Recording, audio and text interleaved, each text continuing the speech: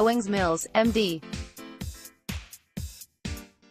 After 3.5 weeks of long practices and physical 11-on-11 drills at the Under Armour Performance Center, the Baltimore Ravens dialed back the intensity Tuesday at the final session of training camp. Players trotted onto the field in shorts and t-shirts without wearing helmets. Some sported other headwear, though, from visors to caps to bucket hats, and participated in a glorified walkthrough. Team practiced specific plays and situations but only moved at half speed.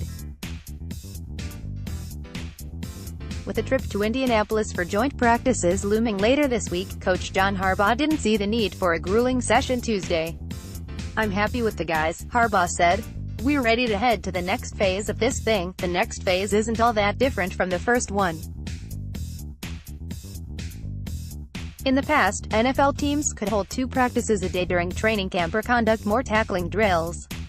But since the League and Players Association agreed to restrictions in the latest collective bargaining agreement in 2010, training camp workouts have been similar to what goes on in the final weeks of the preseason. The Ravens will continue practicing through August before trimming the roster from 90 to 53 on Sept. 1. Then they'll prepare for their regular season opener Sept. 9. While practices the next few weeks could look similar to the training camp sessions, fans will be prohibited from attending. And media will only watch the opening portions of practice from here on out after sticking around for the entirety of training camp practices. Other than that, quarterback Joe Flacco said the Ravens won't alter their routines, goals or methods until the end of the month. "I don't know how much our schedule is going to change with camp, ending," said Flacco, who entered the NFL in 2007. "Camp is a lot different than it was my first 3 years in the league, and then after that it probably took a couple years to get used to how the schedule really is these days and what the collective bargaining agreement sets up for." Baltimore Ravens defense outshines offense again. Jackson shows his speed and more when the regular season rolls around. Game plans will dominate practice and scout team players will mimic opponents to get starters prepared each week.